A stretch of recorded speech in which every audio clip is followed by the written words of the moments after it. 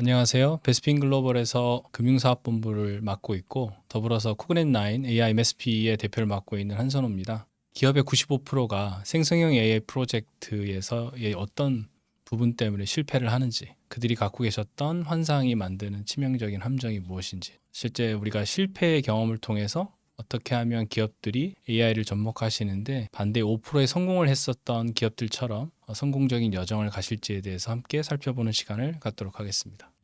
95%의 AI 실패를 이야기하기 전에 사실은 저희가 경험하고 있는 AI의 속도는 매우 빠르게 바뀌고 있습니다.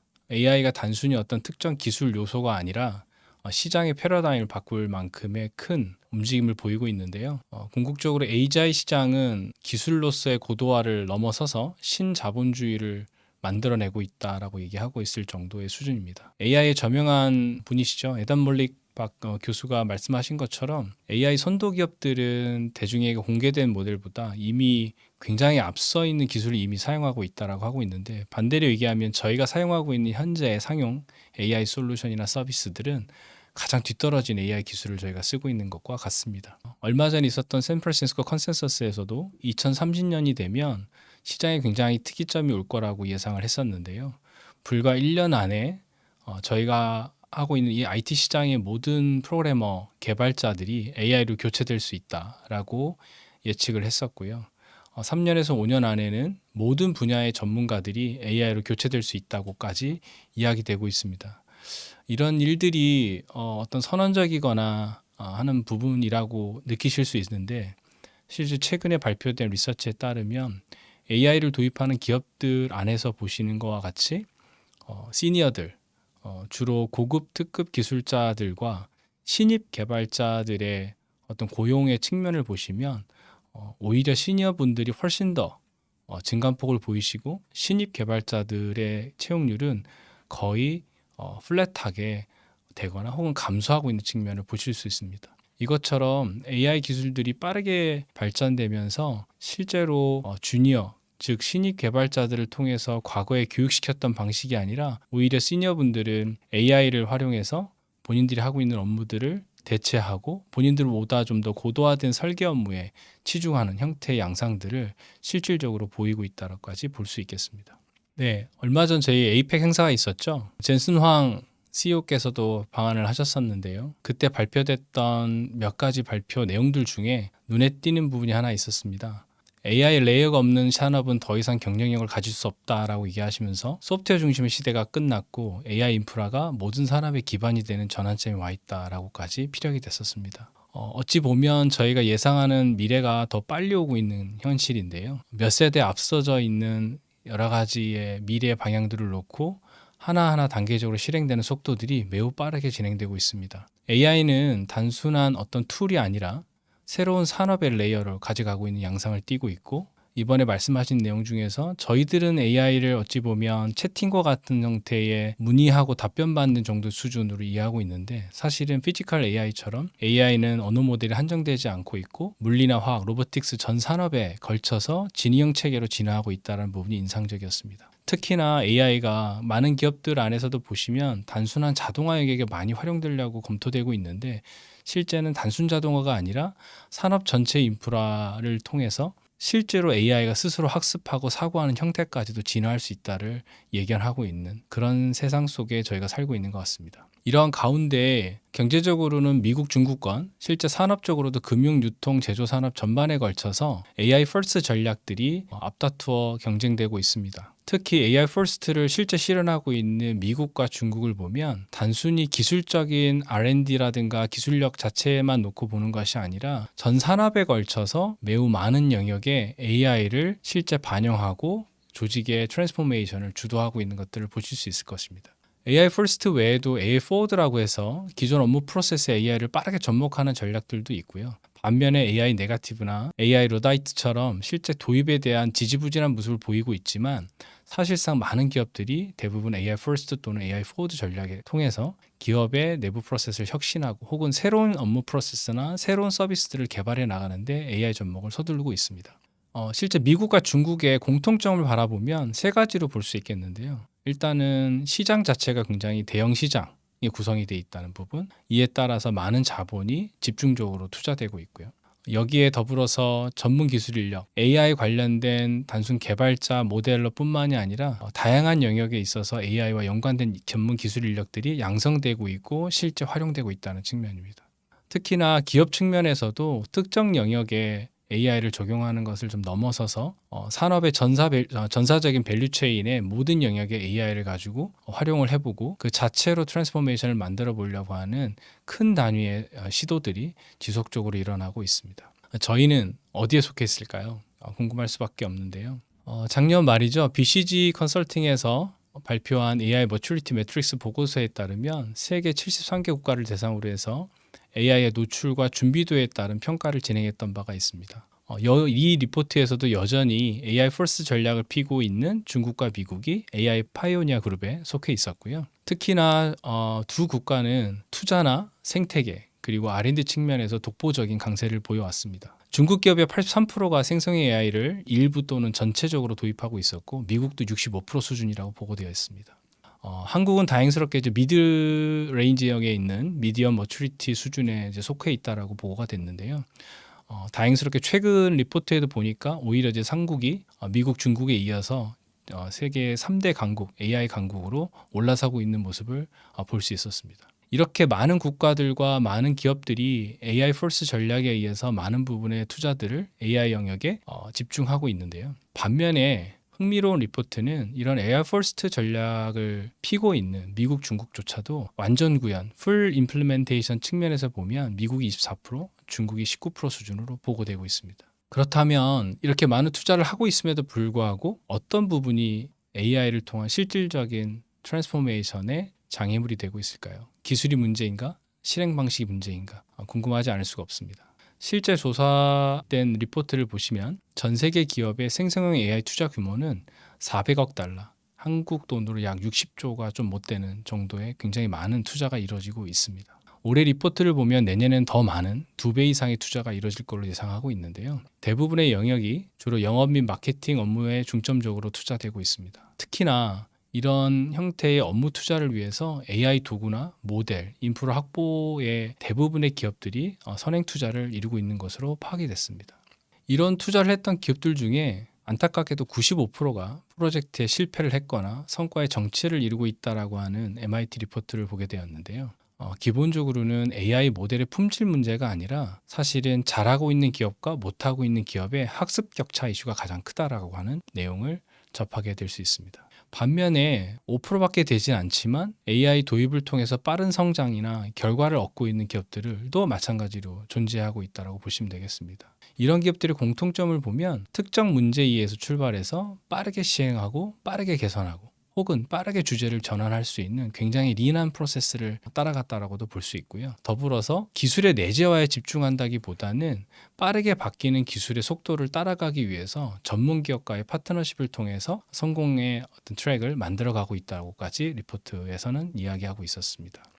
그렇다고 하면 저희는 95%의 기업들이 왜 실패했는지를 이해하고 사실은 반대로 5%의 기업들이 어떻게 성공했는지를 알면 새로운 AI 어둰션에 빠른 성공을 향해 달려갈 수 있겠다고 생각할 수 있겠습니다. 95%의 기업들이 실패했던 데는 동일한 패턴이 좀 존재했는데요. 첫 번째가 비즈니스적인 요건이라든가 목표를 정하지 않고 AI 기술 도입을 우선했다는 측면이 공통적으로 저희들이 판단할 수 있었습니다. 두 번째는 그 중에서도 특히나 AI 모델, 도구, 인프라의 투자를 우선적으로 수행했던 측면, 그리고 세 번째로는 SI 용역, 즉 원하는 유스케이스를 정의하고 그것들을 외부의 특정 용역 방식으로서 구현 및 트랜스포메이션을 기대했다는 측면에서 공통적인 실패의 패턴을 볼 수 있었습니다. 이 리포트를 통해서 저희가 얻었던 시사점은 AI는 사실 도구에 지나지 않기 때문에 저희들이 가장 중요하게 해야 될 부분은 기술 도입 목적이 아니라 투자 대비 효과의 우선적인 검토가 먼저 필요하다라고 판단하고 있습니다. 두 번째는 성능 좋은 AI 모듈을 도입하는 중요성보다는 AI 도구가 실제 기업의 업무 프로세스에 어떻게 잘 녹아들어갈 수 있는지, 가장 적절한 AI의 활용 방법은 무엇인지에 대한 패턴과 프랙티스를 확보하는 것이 무엇보다 중요하다고 보고 있고요. 세 번째로는 빠르게 변화하는 기술인 만큼 독자적 AI 구축이나 내재화가 핵심이 아니라 빠른 기술 변화에 어떻게 대응할 수 있는지에 대한 대응 체계 혹은 파트너십 체계를 확보하는 것이 무엇보다 중요하다고 생각할 수 있겠습니다. 이런 측면에서 여러 기업분들께 네 가지 측면에서 우리가 고려해 봐야 될 AI의 도입 방향성에 대해서 공유를 드려보고자 합니다. 첫 번째는 기술 중심이 아니라 비즈니스 중심, 즉 투자 대비 비즈니스적인 효과를 어떻게 우리가 확보할 수 있지에 대한 ROI 리얼리티 체크를 우리가 먼저 선도적으로 이행해야 된다는 부분이고요. 두 번째는 생성형 AI가 굉장히 파워풀합니다. 매우 파워풀한 이 생성형 AI가 사실은 할 수 있는 영역, 잘할 수 있는 영역과 제한적인 요소들이 분명히 존재합니다. 그렇기 때문에 우리는 생성형 AI, 즉 LLM이 어떻게 작동하는지에 대한 원리에 대해서 명확히 이해하고 기업의 업무에 어떤 영역에 잘 활용해야 될지를 판단하고 유스 케이스에 대한 정의를 해야 되겠죠. 그 부분에 대해서 두 번째로 이야기를 좀 나눠보도록 하고요. 세 번째는 너무나 많은 AI 관련된 툴들이 출시되다 보니까 이런 다양한 툴들을 기업이 확보하게 되면 모든 것들이 다 해결될 거야 라고 하는 착각을 하게 되는데 실제 프로젝트를 수행하는 입장에서 보면 툴보다 더 중요한 것이 사실은 AI가 가장 잘 작동하기 위해 중요한 것이 데이터에 대한 준비도라고 볼 수 있겠죠. 그래서 데이터의 레디니스가 모든 것이다 라고 해도 지나치지 않을 정도로 중요합니다. 이 부분에 대해서도 같이 한번 성공과 실패 사례를 돌아보도록 하겠습니다. 끝으로는 AI에 대한 전략적인 드리븐은 사실상 AI 기술 혹은 AI 인력 이런 부분도 되게 중요하겠지만 가장 중요한 것들은 그런 AI 도입을 통해서 기업 안에 있는 구성원들이 실제 그들의 업무에 얼마나 많은 AI를 활용해서 보다 개인의 경쟁력 혹은 팀 그리고 기업의 경쟁력이 어떻게 더 확보될 수 있는 것인가에 대해서 다시 한번 저희들 스스로 자문해 볼 필요가 있겠고 여기에는 가장 중요한 것이 문화적인 혁신이 되게 중요하다. 그래서 구성원들이 업무에 매우 적극적으로 AI를 활용해서 스스로의 업무 효율성이라든가 생산성을 스스로 만들어가려는 노력들이 하나의 기업의 문화로 정착하는 게 되게 중요하다는 측면에서 짚어보고자 합니다. 첫 번째입니다. 비즈니스 퍼스트. 우리는 항상 AI는 하나의 수단이기 때문에 실제 우리가 존재하고 있는 혹은 현재 갖고 있는 여러 가지 비즈니스적인 문제점에서부터 출발해서 이것들을 어떻게 개선해야 될 건지에 대해서 유스 케이스를 접근하게 되는데요. 많은 부분들이 유사 사례를 통해서 AI 기술을 도입하면 현재 갖고 있는 여러 가지 비즈니스 문제가 자동적으로 해결될 거야 라고 하는 형태로 접근하시는 경우를 많이 관찰하게 됩니다. 실제 케이스를 하나 소개해 드리겠습니다.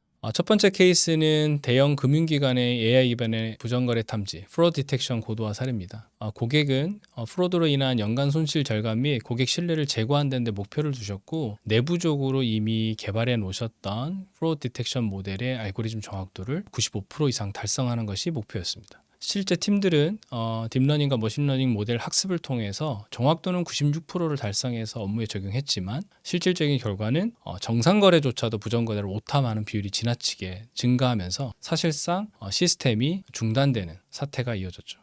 이유는 모델의 정확도가 높아지는 게 목표가 아니라 실제 프로드 디텍션 프로세스에 대한 것들을 얼마나 효과적으로 대응하고 이를 통해서 탐지 시간을 단축함으로써 업무의 생산성을 어떻게 높이는지가 굉장히 중요한 포인트였는데요. 이러한 ROI에 대한 얼라이먼트가 전혀 이루어지지 않았기 때문에 프로젝트는 실패로 결과를 내게 됐습니다. 하지만 다행스럽게도 이후에 현업들과의 업무 협조를 통해서 전체적인 프로드 디텍션 업무 프로세스의 어떤 부분들을 저희가 해결할 건지에 대해서 같이 고민하게 되었고 가장 중요한 것이 리콜 레이트, 즉 프로드를 디텍션하는 레이트뿐만이 아니라 정확도 프리시전까지를 균형감 있게 밸런싱해서 업무 절차에 적용할 수 있게끔 되면서 전체적인 고도화를 추진할 수 있게 되었습니다. 즉 AI는 AI 자체의 ROI가 아니라 비즈니스적인 ROI로 측정되어야 하고 도입이 자체가 목적이 아니라 비즈니스를 AI로 설계해서 결과적인 비즈니스 효과를 달성하는 데 목표를 두고 실질적으로 구축 및 운영에 대한 반복적인 결과가 만들어져야 된다고 보고 있습니다. 두 번째로는 Know Your LLM, 즉 우리가 알고 있는 생성형 AI의 메커니즘을 이해해야 되는 부분인데요. 많은 부분들이 아실 수 있겠지만 과거의 자연어 기술이라든가 CR 기술들을 보시면 인코더 방식의 AI였습니다. 즉 사람의 말을 이해하지만 사실 답변을 하기는 어려운 그래서 사람의 말을 하는 자연어를 시스템이 이해할 수 있는 언어로 인코딩하는 방식의 메커니즘이었다고 보시면 될 것 같고요. 현재 저희가 사용하고 있는 GPT의 T가 갖고 있는 트랜스포머는 디코더입니다. 특정 인풋 값이 들어가면 그 다음에 나올 말을 확률적으로 사람이 인식할 수 있는 생성 정보를 내보내는 형태의 메커니즘이라고 보시면 될 것 같아요. 많이 활용해 보시는 것 중에 하나가 검색 엔진에서 특정 검색어를 치시면 그 다음에 올 말들이 자동으로 뜨는 것들을 많이 경험하셨을 텐데요. 바로 그 방식이 이제 디코딩 방식의 트랜스포머입니다. 즉, 첫 번째 입력되어 있는 프롬프트가 들어가게 되면 뒤에 완성형될 수 있는 컴플리션에 맞는 맥락들이 확률 기반으로 맞춰지면서 가장 높은 확률에 올 수 있는 다음 단어가 이어져서 제너레이션 되는 형태라고 보시면 될 것 같아요. 이러다 보니까 현재 갖고 있는 생성형 AI LLM은 몇 가지 제한적인 요소를 갖고 있습니다. 첫 번째는 범용적인 자연어로 인풋이 들어갔을 때 정확한 의도 파악이 안 되거나 내용적인 컨텍스트가 이해가 되지 않을 경우에는 추상적인 답변을 제너레이션 하게 됩니다. 이런 답변을 제너레이션 하는 데는 굉장히 많은 레이턴시를 유발하기도 하고요. 소위 얘기하는 아는 척 할 수 있는 답변을 내놓게 되는 거죠. 그럴싸한 말이지만 사실은 정확히 의도 파악을 해서 답을 하는 것이 아니라 그냥 아는 척 할 수 있는 컨텐츠를 무작정 생성해내는 경우를 많이 관찰할 수 있습니다. 두 번째는 프리트레인드 모델이기 때문에 학습되지 않은 데이터가 요청됐을 경우에는 추측이 불가능합니다. 자, 이럴 때 일반적인 과거의 자연어는 답변을 하지 못했죠. 하지만 얘는 디코더 방식이기 때문에 확률에 의해서 임의의 로직을 출력하게 됩니다. 소위 이런 것을 저희가 할루시네이션이라는 형태로 이야기하죠.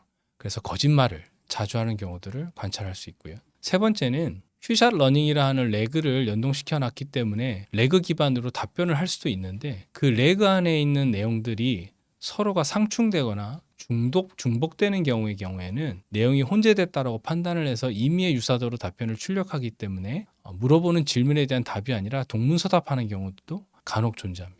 이러한 LLM의 제한적인 요소들을 이해하고 기업 비즈니스의 LLM을 활용하기 위해서는 기술적 대응 방안이 필요하고요. 첫 번째로 저희가 주로 활용하는 것이 이제 어드밴스드 프롬프트 엔지니어링입니다. AI가 임의의 로직을 통해서 생성해내는 것이 아니라 저희가 정해놓은 추론의 과정, COT라고 하는 체인 오브 톳을 통해서 추론의 과정을 거치기도 하고 자가 검열을 통한 방법들을 저희가 활용하기도 합니다. 때로는 프롬프트 자체가 매우 적절치 않을 경우에는 프롬프트 자체를 오그멘테이션 시켜서 확장해서 실제 정확한 답을 가져오게 하는 설계들도 주로 프롬프트 엔지니어링에서 활용된다고 볼 수 있겠고요. 경우에 따라서는 유스 케이스에 따라서 추론을 지속적으로 무한루프 반복하는 리액트 베이스를 쓰기도 하고 때로는 빠르게 검색해서 답을 도출해야 되는 경우에는 LLM 컴파일러 방식의 프롬프트 엔지니어링을 이런 부분에 활용하기도 합니다. 두 번째, 이제 거짓말을 막기 위한 방법으로 주로 하는 것들은 결국 학습되지 않은 데이터 때문이기 때문에 데이터 학습을 할 수 있는 형태로 파인 튜닝의 방식을 통해서 모델이 학습을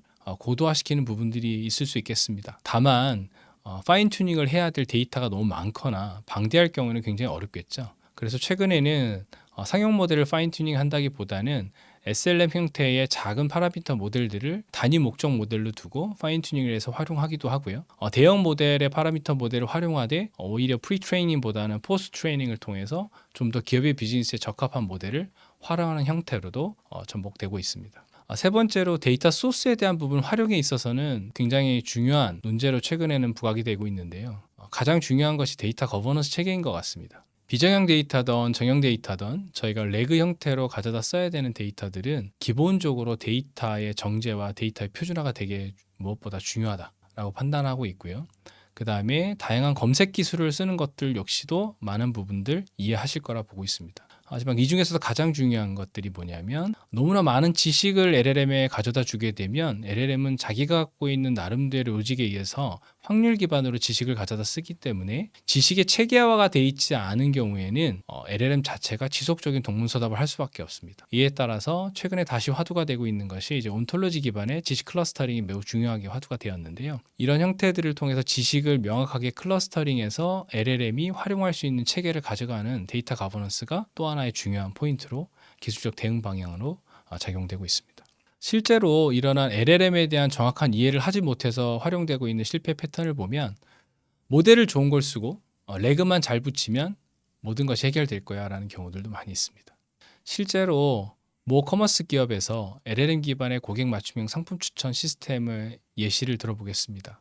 고객에게 단순하게 CS 형태의 챗봇을 제공했다는 기업은 좀 더 고객에게 커머스 지향적인 디지털 채널을 확보하고자 이를 통해서 구매 전환을 높이고 평균 구매력을 높이기 위한 형태의 채널을 만들고자 했습니다. 여기에 LLM을 통해서 상품 추천 로직을 고도하려고 했고요. LLM이 고객의 프로필, 구매 이력, 상품 메타데이터를 활용해서 자연어로 기업의 상품을 추천할 수 있는 개인 맞춤형 추천 서비스를 제공하고자 했습니다. 실제 결과가 어땠는지 보시면요. 이러한 의도로 만들어진 LLM 기반의 챗봇은 실제로는 상품 리스트가 연관성이 떨어지거나 존재하지도 않는 제품과 브랜드를 조합해요. 고객에게 답변을 제공하게 되었는데요. 결론적으로 고객의 신뢰도가 저하됐기 때문에 시스템은 폐기가 됐고 이후에 개선은 되었지만 많은 테이크어웨이를 주고 있습니다. 즉 LLM이 잘할 수 있는 건 컨텐츠를 제너레이션하거나 혹은 특정 상황에서의 리즈닝을 하는 부분이었는데 상품을 추천하는 추천 모델은 사실 기업이 갖고 있는 머신러닝이랑 딥러닝 형태의 별도의 추천 모델 도구가 존재했기 때문입니다. 따라서 LLM이 모든 걸 다 할 수 있는 올마이티가 아니라 사실은 LLM은 기존에 가지고 있는 보유된 여러 가지 다양한 자원 툴들을 활용할 수 있는 형태의 역할로 충실해야 했습니다. 이를 통해서 저희들이 몇 가지 시사점을 알 수 있겠는데요. 가장 중요한 것은 LLM은 확률 기반에 의해서 컨텐츠를 생성해낸다라는 관점에서 보시면 주어진 정보가 정확해야 거기에 따른 컨텐츠를 생성해내겠죠. 하지만 주어진 정보가 명확하지 않은 상태에서는 당연히 할루시네이션을 낼 수밖에 없습니다. 두 번째는 LLM의 핵심은 창의적인 생성과 빠른 프로토타이핑이라고 말씀드렸던 것처럼 LLM 자체가 추천을 하는 역할을 잘하는 녀석이 아닙니다. 따라서 LLM이 잘하는 창의적인 생성과 프로토타이핑에 집중하고 오히려 추천 모델과 같은 것들은 과거의 전통적인 머신러닝이라든가 특정 데이터베이스를 연동하는 방식을 채택해야만 했겠죠. 세 번째는 옳지 않은 형태 혹은 답변할 수 없는 형태의 질의가 들어왔을 땐 내부적인 가드레일이라든가 할루시네이션 통제를 통해서 사실은 답을 하지 않을 수도 있는 그런 형태의 통제된 시스템을 만들었어야 하지만 사실은 그렇지 못했던 거죠. 세 번째 주제입니다. 툴 유즈가 중요한 것이 아니라 이제 데이터의 레디니스가 중요하다고 말씀드리는 챕터입니다. 가장 많은 패턴 중에 하나인 것 같습니다. 많은 기업들이 우리는 데이터가 많으니까 레그만 잘 연동하면 혹은 프롬프트 엔지니어링만 잘하면 모든 답변들을 고객에게 제공할 수 있어. 실제로 있는 특정 보험사의 고객 상담 어시스턴트 프로젝트 케이스를 놓고 말씀드려보고자 합니다. 고객의 목표는 AI 기반의 고객 상담 어시스턴트 시스템을 만드는 거였고요. 가장 중요한 것이 상품의 수가 기하급수적으로 늘어나면서 상품에 대한 상생 설명이라든가 설계나 심사 인원들 입장에서 상품에 대한 속속들이한 정보를 바탕으로 고객 응대가 굉장히 어려워졌기 때문에 내부에 있는 다양한 지식을 레그 기반으로 연동하고 고객 응대를 좀 더 전문적으로 함으로써 모든 인력들의 지식을 상향 평준화하는 데 이제 프로젝트의 목표가 있었습니다. 하지만 실제 결과는 보험사가 활용하고 있는 상품 매뉴얼이라든가 업무 매뉴얼, 그다음에 상품 약관, 사용 방법서 같은 이런 수많은 데이터들이 문서의 포맷이 너무나 다양했고요. 그다음에 문서의 복잡도가 생각보다 매우 높았습니다. 일반적인 사람이 봐도 판단할 수 없는 지식 베이스의 데이터를 가지고 바로 레그에 활용한 데는 매우 제한적이었고요. 엄청난 과정의 시간 동안 전처리를 하거나 표준화하는 작업들이 이제 일어나게 됐습니다. 이런 표준화나 전처리 작업 이후에도 사실은 지식 정보가 분산 또는 충돌이 일어났기 때문에 단순한 레그 연계로는 정확한 답변을 에이전트한테 제공할 수가 없었습니다. 즉 데이터만 많다고 바로 퓨처러닝 레그를 통해서 생성의 AI를 통해서 고객에 전달할 수 있는 방법이 매우 제한적이다라는 걸 저희가 알게 됐고 사실 가장 중요한 것들은 표준화하고 정제된 데이터들을 어떻게 하면 도메인별로 지식을 분류 체계화해서 클러스터링 함으로써 사실 LLM이 가장 잘 좋은 정보를 가져다 쓸 수 있게끔 만드는지가 중요하게 됐습니다. 컨텍스트 없는 출력은 결국은 가비지라는 거고요. 이런 컨텍스트 없는 출력을 하기 위한 데이터를 연계한다는 것들은 결국 모델의 성능을 급락시킬 수밖에 없는 부분으로 이어질 것 같습니다. 그래서 가장 중요한 내부의 업무, 특히나 고객을 응대하는 업무에는 신뢰와 형성이 굉장히 중요하기 때문에 지식에 대한 부분들을 무작정 붙인다라기보단 도메인별로 지식 클러스터 체계를 가져가는 것이 무엇보다 중요한 영역이 되겠습니다.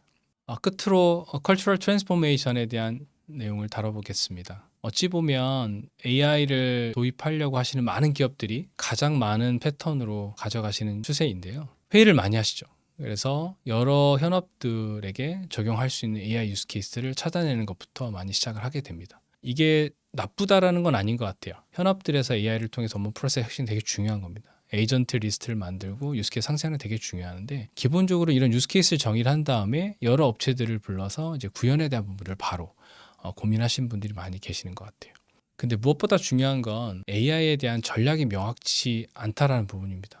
특정 업무의 유스케이스를 위한 회의에 많은 시간을 쓰시는 것처럼 사실 업무 프로세스 적용도 중요하지만, 사실은 그런 시스템을 활용할 현업 구성원들이 AI에 좀 더 익숙하고 AI를 어떻게 데일리 업무에 활용하는지에 대한 행동의 변화가 무엇보다 더 중요하다는 측면입니다. 실제로 국내 코스메틱 기업의 경우에는 구체적인 특정 업무 프로세스 트랜스포메이션 이전에 전사 직원들이 AI를 매우 데모크라틱하게 활용할 수 있는 데부터 출발하셨던 기억이 납니다. 생성형 AI를 초기에서부터 어떻게 구성원들이 쉽게 쓸 수 있는지를 고민하셨고, 다양한 AI 자원들을 직원들에게 활용할 수 있게끔 하는 환경을 먼저 만드셨고요. 그 다음에 바로 업무에 돌아간 것이 아니라 다양한 캠페인을 통해서 AI를 업무에 활용할 수 있는 여러 가지 유스 케이스들을 직원들하고 같이 탐구해 나가시는 과정들을 이어가셨어요. 또 더 나아가서는 직원들이 필요로 하는 정보가 무엇인지, 필요로 하는 유스 케이스가 뭔지를 구성원 단위에서부터 바텀업으로 어프로치를 하셔서 다양한 케이스들에 단계적으로 AI를 적용시켜 나갈 수 있는 형태의 트랜스포메이션을 이어나가셨습니다. 지금은 전체 구성원에서 60-70% 이상이 매일 실제 이러한 AI를 활용해서 개개인의 업무에 활용할 수 있는 형태로 트랜스포메이션을 이루셨고,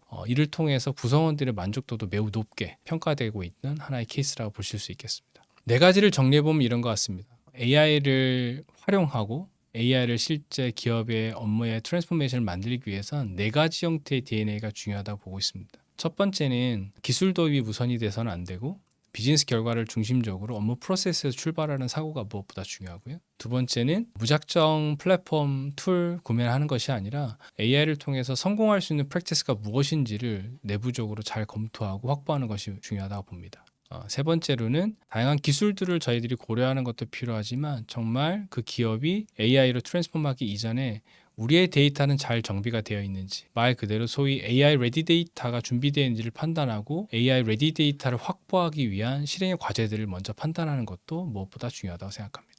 넷째로는 업무 프로세스 혁신도 중요하지만, 모든 구성원이 실제 AI를 핸즈온해서 본인의 업무에 활용할 수 있게끔 하는 문화적인 트랜스포메이션도 가장 중요한 역량이라고 생각합니다. 앞서 말씀드렸던 네 가지의 주요 관점을 바탕으로 해서 많은 기업들이 실질적인 AI 여정을 가시는 데 있어서는 늘 통용되고 있는 베스트 프랙티스죠. Think Big, Start Small, Scale Fast를 다시 한번 말씀드리고자 합니다. Think Big은 그동안에 있었던 AI의 트랜스포메이션이 공급자 중심, 즉 CIO 오피스나 CD 오피스에서 만들어진 유스 케이스를 현업이 일방적으로 쓰는 것이 아니라 현업분들이 가지고 계신 사용자 관점에서의 유스 케이스를 명확히 정의하고, 그 유스 케이스 안에서 AI의 피저빌리티, 효용성을 검증하는 부분부터 출발한다고 보시면 됩니다. 이런 과정들을 통해서 빅픽처를 만들어낼 수 있고, 그 빅픽처 안에는 투자 대비 효과가 명확하게 정의되어야 되겠죠. 두 번째가 스타트 스몰입니다. 많은 조직들이 유스케이스가 도출되고 나면 빅뱅 방식의 SI 어프로치를 많이 하게 되시는데요. 이런 방식으로는 내부 구성원들이 그 속도를 따라가기도 어렵고 실질적인 AI에 대한 경험들이 매우 제한됩니다. 특히나 많은 경우에는 공급 업체에 대한 기술에 의존하는 경우들이 생기기 때문에 실제 프로젝트 이후에 AI를 실질적으로 활용하는 데 매우 제한될 수 있습니다. 그래서 과거의 워터폴 방식보다는 매우 린한 프로세스의 애자일 어프로치를 통해서 작은 노브레이너 퀵인 과제부터 출발해서 단계적으로 확산해 나갈 수 있는 그런 반복적인 AI 접목 과정이 필요하다고 보고 있고요. 세 번째는 스케일 패스트입니다. 앞서서 이미 띵크빅을 했기 때문에 단계적인 여정에 대한 유스케이스의 변화 과정들을 우리가 정의할 수 있었고요. 스타트 스몰을 통해서 검증된 케이스들에 대해서 저희가 그 다음 과제들을 아주 쉽게 이어나갈 수 있겠죠. 하지만 여기에 추가적으로 검토를 해야 될 부분은 스케일 패스트를 위해서는 내부 조직적으로 혹은 내부 환경적으로 여러 가지 다양한 과제들이 빠른 속도로 확산될 수 있는 그런 환경적인 체계가 같이 준비되면 더할 나위 없이 좋은 확산의 케이스가 만들어질 수 있겠다고 보고 있습니다. 이 중에서 띵크빅을 위해서는 보다 구체적인 과정들이 좀 필요한데요. 오늘은 한 4가지 과정에 대해서 간단하게 말씀드려 보겠습니다. 첫 번째는 AI 전환을 위한 비전과 고울을 정의하는 부분입니다. 개별 LOB별 현업분들이 가지고 계신 비즈니스의 이슈와 내용들을 명확한 프로블럼 스테이트먼트로 정의하고 그 부분들을 투비에 어떻게 구체적으로 혁신할 것인가에 대한 부분들을 정의하는 부분. 이 부분에는 반드시 현업의 참여가 무엇보다 중요한데요. 사실 어려운 부분이지만 현업의 참여가 되고 안 되고의 부분이 프로젝트 성패를 좌우할 만큼 매우 중요합니다. 두 번째 단계가 AI로 무엇을 바꾸실 것인가에 대한 명확한 유스 케이스가 도출되어야 되는 부분이죠. 여기에는 실제 사용자의 여정이 구체적으로 이제 들어가게 되는데요. 앞에서 문제가 정의됐다고 하면 투비 시나리오에 명확하게 우리가 해결해야 될 포인트가 무엇이고 그걸 통해서 우리가 얻고자 하는 ROI는 무엇인지도 구체적으로 정의가 돼야 되겠죠. 세 번째가 비즈니스 기술의 피저빌리티입니다. 그래서 저희가 하고 싶다고 무조건 다 할 수 있는 것들이 아니고 때로는 경우에 따라서 기술적인 오버 엔지니어링이 일어나기 때문에 우리가 먼저 해야 될 우선 과제를 검토하는 차원에서도 비즈니스적인 피저빌리티뿐만 아니라 기술적인 피저빌리티를 같이 보고 거기에 따라서 가장 유연하게 혹은 용이하게 실행할 수 있는 방법을 정의하는 것이 중요합니다.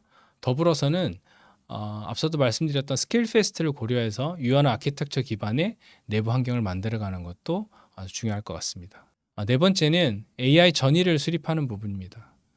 단위 과제를 정의하는 것보다 더 중요한 것이 장기적인 관점에서 AI를 전체적으로, 전사적으로 도입하는 부분이라고 말씀드렸던 것처럼요. 전임의 베이스로 특정 유스 케이스가 어떻게 스케일업 할 것인지 혹은 스케일업 할 것인지를 내부적으로 사전에 검토해서 그 전이 베이스로 프로젝트를 지속화시키는, 즉 프로젝트 베이스가 아니라 프로그램적인 형태의 AI 적용을 할 수 있는 체계를 만들어 놓는 게 중요할 것 같습니다.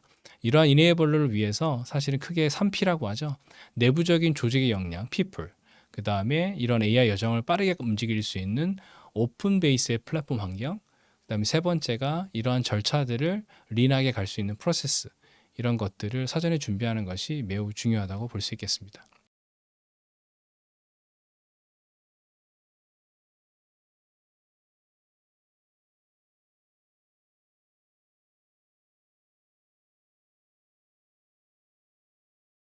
네, 좋은 질문이세요. 그 AI 프로젝트의 실패 센싱을 어떻게 해야 되는지 되게 중요한데 사실은 그 말씀 드리기 전에 실패하는데 두려워하지 않으셨으면 좋겠어요. 사실은 어려운 얘기이긴 한데요. 실패라기보다는 어떻게 보면 시행착오가 많은 것이 AI 프로젝트인 것 같습니다. 사실은 모든 단계의 실패에 대한 패턴들이 존재하기 때문에 더욱 그렇고요. 단계별로 좀 다른 것 같습니다. 예를 들어서 저희가 유스 케이스를 도출하는 과정에서 사실 실패가 있을 수 있습니다. 내부적으로 전사적으로 한 10개, 20개의 유스 케이스를 저희 도출하는 목표를 가지고 정하고 프로젝트를 진행할 때가 있는데 사실 실제 유스 케이스 도출 이후에 앞서 말씀드렸던 ROI 측면에서 이제 비즈니스 밸류 어세스를 하는 과정에서 특정 과제가 비즈니스 임팩트 대비 들어가야 될 에포트가 너무 크거나 혹은 생각했던 것보다 비즈니스 임팩트가 작은 경우에는 과감히 드랍해야 되는 경우도 있는 것 같고요. 비즈니스 임팩트가 반대로 매우 높더라도 피저빌리티 측면에서 지금 당장 구현에 많은 리스크가 존재할 때는 저희가 우선순위를 바꿔서 선회해야 될 경우도 있습니다. 더 나아가서는 프로젝트를 결정을 하고 프로젝트를 진행 전 단계의 데이터 프리퍼레이션을 준비하는 과정에서도 보셨던 것처럼 데이터가 전부다라고 할 정도로 되게 중요한데 데이터가 많기는 하지만 바로 활용할 수 있는 데이터가 적을 경우도 있고 때로는 특정 데이터들을 저희가 확보해서 해야 될 경우도 있습니다. 이럴 때는 어쨌든 프로젝트를 단순히 처리한다기보다는 프로젝트 자체를 데이터 프로젝트로 선회해서 데이터를 구조화시키고 가는 과정들을 먼저 선행해야 된다라고 보시는 게 오히려 맞을 것 같고요. 또 하나의 중요한 부분들은 현업들과의 많은 인터랙션을 통해서 저희들이 합의를 하고 구현까지 가는 단계가 있는데 구현 이전 단계에 프로토타이핑을 보통 합니다. 구현 들어가기 바로 직전에 하나의 프로토타입을 놓고 스폰서 유저들, 실사용자들하고의 피드백을 저희들이 협의 드리면서 어찌 보면 사용자 경험에 따라서 방향을 수정해야 되는 경우도 있거든요. 그래서 이런 모든 과정들이 어찌 보면 실패라고도 할 수 있지만 시행착오라고 보시는 게 더 좋을 것 같고요.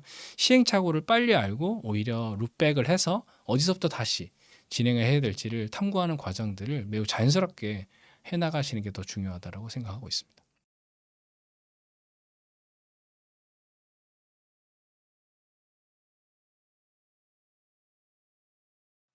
네. 제조사뿐만이 아니라 금융기관, 유통사에서 많은 부분 스캔 문서를 저희가 활용해야 될 경우들이 많이 있어요. 근데 가질 사실 과거에는 이런 스캔 PDF 데이터를 활용하는 것이 기술적으로 좀 많이 제한됐습니다. 왜냐하면 텍스타이즈를 해서 활용하는 데 있어서 여러 가지 도구들이 존재했지만 그 정확도가 매우 떨어졌기 때문에 쉽지는 않았거든요. 최근에는 다행히 굉장히 고도화된 도구들이 많이 나왔기 때문에 스캔 PDF 문서도 제가 손쉽게 텍스타이즈에서 활용하는 경우들이 있고요. 근데 이런 텍스타이즈는 단순히 그냥 텍스타이즈 자체로 해서 플레인 텍스트를 쓰는 것이 아니라 어찌 보면 특정 문서의 포맷에 맞게끔 문서 위치에 대한 정보까지를 같이 활용해야 되는 기술들을 활용할 경우 있습니다. 요즘에 OCR 전처리가 기술이 굉장히 많이 좋아졌기 때문에 이런 부분들 저희 같이 고려해서 활용을 하고요. 더 중요한 것은 데이터 포맷을 전처리하고 표준화하는 것도 중요한데 어찌 보면 특정 기업은 그런 데이터들이 지속적인 파이프라인에 의해서 만들어지기 때문에 이런 전처리 파이프라인을 잘 만들어서 매번 어떤 그런 반복적인 작업을 하는 것이 아니라 문서의 수집, 정제, 표준화 작업이 굉장히 자동화될 수 있게끔 만들어 놓은 과정 역시도 되게 중요합니다. 이런 부분들을 저희가 지원하고 있습니다. 네, 여기까지 저희가 어찌 보면 95%의 실패 케이스를 통해서 반대로 여러분들의 기업들이 빠르게 성공의 트랙으로 올라갈 수 있는 케이스들을 같이 살펴보았습니다. 여러분들의 AI 여정에 굉장히 많은 도움이 있었으면 싶습니다. 감사합니다.